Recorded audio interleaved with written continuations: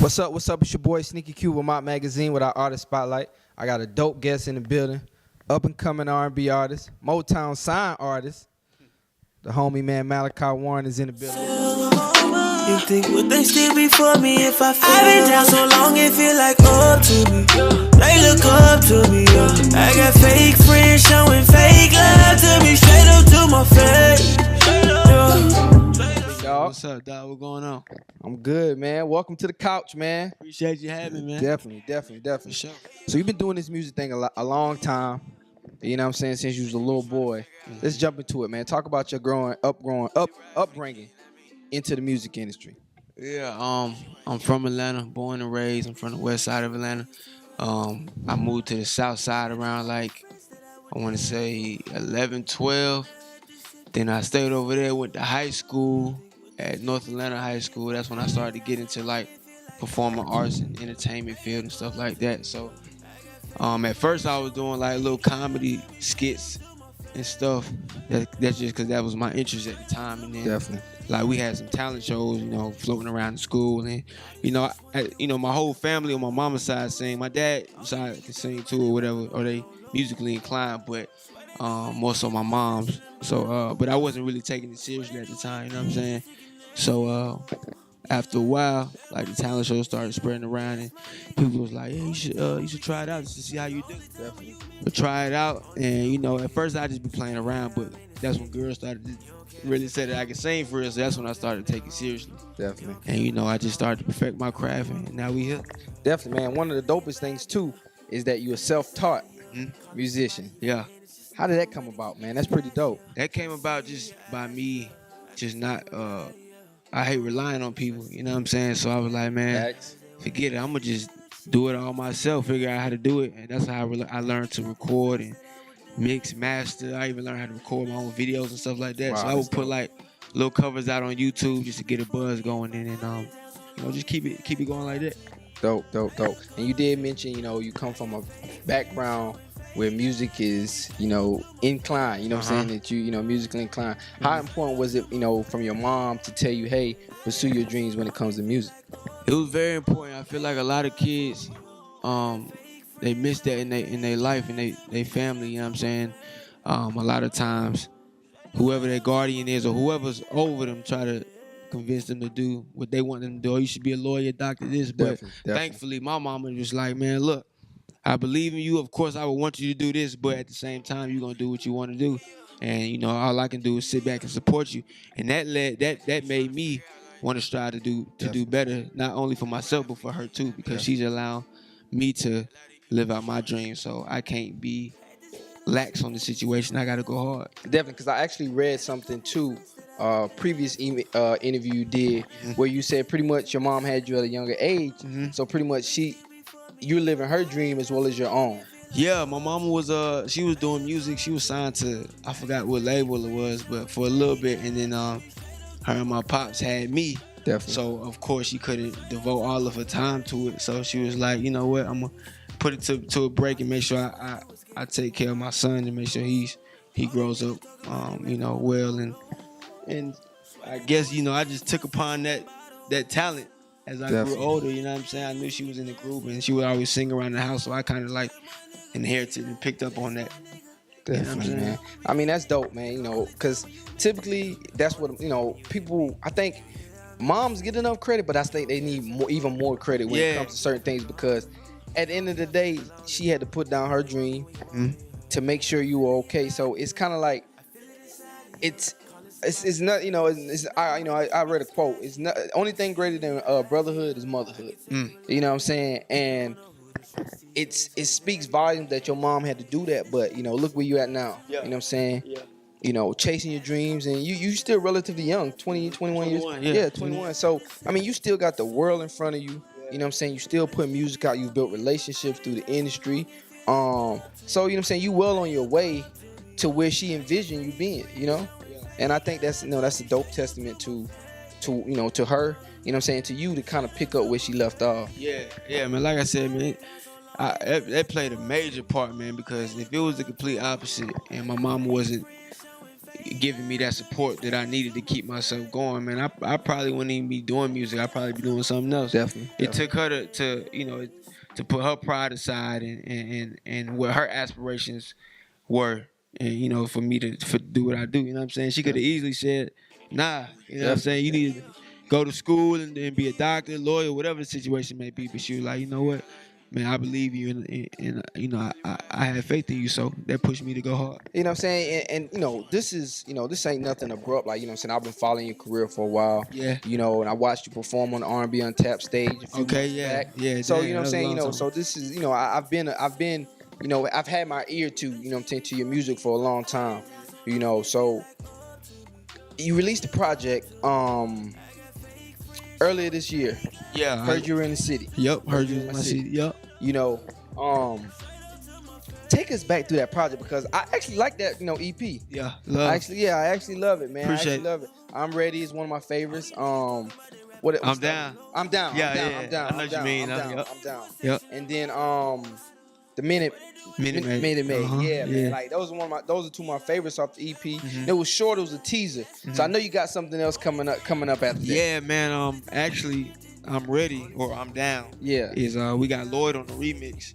So yeah, that should be dropping January. So that's exclusive, man. I just told y'all. You know what I'm saying? One-on-one. I really wasn't supposed to tell nobody, but That's exclusive, man. Drop. Hey, look, man, this is exclusive couch, man. Yeah. Great's been on here, So yeah. So we gonna appreciate you dropping that on. For sure, we gonna drop that topic next year and just keep the ball rolling, man. I just stay working. I try to stay consistent as possible.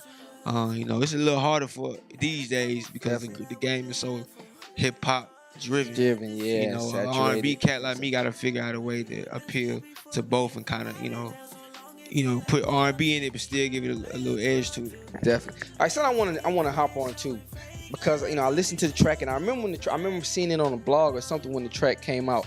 The joint you had with the Migos. Yeah, Thank Your Mama. Yeah. Do you think that should have been big enough? Should have been bigger than what it was? Yeah, man, I think it should have been bigger. I feel like he had the homie. Shout out to the homie Cap G. He been on the couch. Yeah, that's the homie. You know what I'm saying?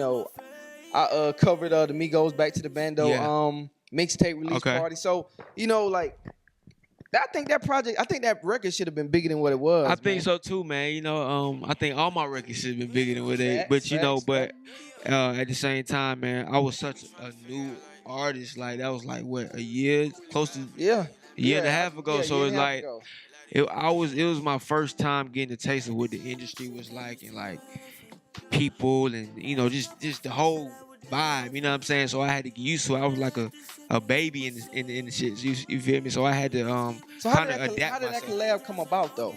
My management put the play together. Okay. You know what I'm saying? My management knew their management, and I had recorded the song in my room actually, and I sent it to my management. They loved it. Literally like a week later, they shot it to the Migos, and they recorded it like 3 days later. Dope. So shout out to the Migos for blessing the record. That came through. Dope. To the video. Had the cameo Cap G in it. Like, yeah, man. I'm like. Yeah, but I feel like it should have popped, man. But I try not to reminisce on definitely. Because everything is timing, man. It is. When it's your time, it's your time. So that's why I just keep working, and I know eventually, the people gonna wake up. Yeah. You will have bigger records than that, and then it will kind of like y'all hit the peak. You know what I'm saying? The Migos, they hitting their peak right now. Yeah. So you know what I'm saying, man, you might catch them on another record, and then y'all guys are kind of like right there. Next thing it's a huge record, top of the chart. Yeah. Because that Bad and Bougie #1. Hard. #1, you know what I'm saying? Shit hard. So and when I heard that record, I was like, yo, damn. I was like, I remember when that joint came out. Yeah. Why wasn't this record on the radio? You know what I'm saying? But especially you know here. what? Yeah. They played on 1079. Shout out to 1079, man. They supported me from like when I was like nothing. Yeah, definitely. You know what I'm saying? So but it played like, it didn't play in Atlanta as much, but it played all around as much, and it got me a push. Definitely. You feel me? It made people respect the fact that I do music. Like, okay, he doing music. Dope. Yeah, man. Shout out to the Dirty Boys. Yeah, shout out to Dirty Boys. Radio 1. You know what I'm saying? I used to work up there on Radio 1. So, I mean, it's dope, man. And when I look at it, I'm like, I see your career, I see where you at, Motown. Yeah. You know what I'm saying? With some of the greats, man. Like, that's a testament to you as an artist. Yeah. Because you think of, lineage, and you think of, of everything that Motown, exists, Yeah. And you here, you know what I'm saying? You know, you there, you a part of that legacy continuing on. How does that make you feel? It feels great, man. Stevie Wonder, Temptations. Who else? I think Mike was on there. Yeah, he was.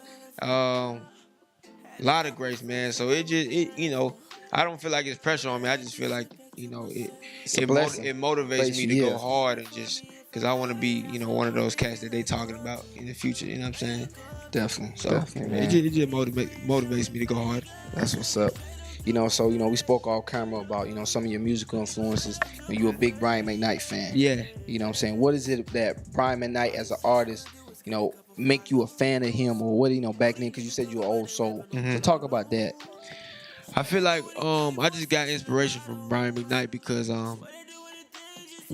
it's like when you can feel what he's singing. Definitely. You know what I mean? I wasn't really into him as far as so much as a person. Like I never really, you know, not saying I don't like him as a person, but it was more so like how he made, and how you make you feel. People feel, you know, the way he sings it and stuff like that. So I try to incorporate that in my music, just feeling. Because when you feel it, you know what I'm saying, you touch people's hearts, and those are the ones that last forever. The songs that last forever. All right, so we ending the year. Mm-hmm. You know, 2017 is coming up. Yeah. 2017, I'm going crazy too. Going crazy. What are the plans, man? You know, give us some more, man. What's next? I just been recording a lot, man. I was recording before I got here. Okay. You know what I'm saying? So I'm always recording, just trying to come up with that next banger. You feel me? But 2017, like I said, we got the Lloyd video and song dropping, and then we got a whole bunch of other shit coming out. So we just stay tuned. That's what's up, man. Yeah. That's what's up. So what is this? If you could, you know, tell your fans and all the people that's watching, what's one thing that people don't know about Malachiae? Like anything. Anything. One thing people don't know about me might be misconstrued, might be misinterpreted. What is it? A lot of people think I'm cocky, or not. They when they first see me, they think I'm cocky, but until they meet me, you know what I'm saying, I'm a whole different person. You feel me? I think it's for some reason, man, when it's like not to sound cocky, but you know what I'm saying, when a lot of like girls or whatever, you know what I'm saying, he a player, he this and this and that, but I feel like, you know, I do my thing, you know what I'm saying, at the end of the day, but at the same time, I feel like I'm a good dude, you know what I'm saying, and if I rock with you, I rock with you. That's what's up. Until, you know, we cross the line, but you know. That's what's up. Yeah. And it was so crazy why, you know what I'm saying, funny story, I was at the Ice Bar the other night, you know what I'm saying? Yeah, I was to the guy want to bring me on a host and stuff on the weekends, and they were actually having like they played your joint. You did a cover. What song was it you did a cover to? A remix to? Fake Love. Fake Love. And I went back and listened to that night on the way to the crib. So you was at the Ice Bar? Yeah, I was there. I pulled up you know what I'm saying, a couple artists that I work with. Okay. We had a performance at the museum bar on Edgewood. Okay. And then I had a shot to meet with Lee at the Ice Bar that night, you know what I'm saying? So I was just kind of ducked off, whatever, you know what I'm saying, waiting to meet with him. It's towards the end of the night, you know what I'm saying, they played it. So it was, you know, I was there. The Ice Bar showed me love, man. Shout out to them at the Ice Bar, man. They played all my shit really in there. They had me turned up, me and my whole crew. Yeah. So shout out to them, love. I was turned. And I heard the Fake Love remix or whatever, and I was like, okay. You know what I'm saying? That's dope. So that was made me kind of like really push the envelope on. Yeah, they doing good too, man. I just dropped the Fake Love, the cover with the video on, like, 4 or 5 days ago. It already got like 70,000. Wow. So it just keep going up. That's what's up, man. Before we get you out of here, man, drop all your social media where they can find you. You know what I'm saying? Music sites, SoundCloud, where all your music. Yeah. You know what it is. The Kid Malachiae. Make sure y'all follow me on Instagram, Twitter, all that. At Malachiae, Malachiae. Yeah. That's what's up, man. It's your boy, Sneaker Q. Little homie Malachiae, man. Until next time, man, 2007 good team gonna be lit. We back. Peace. You dig?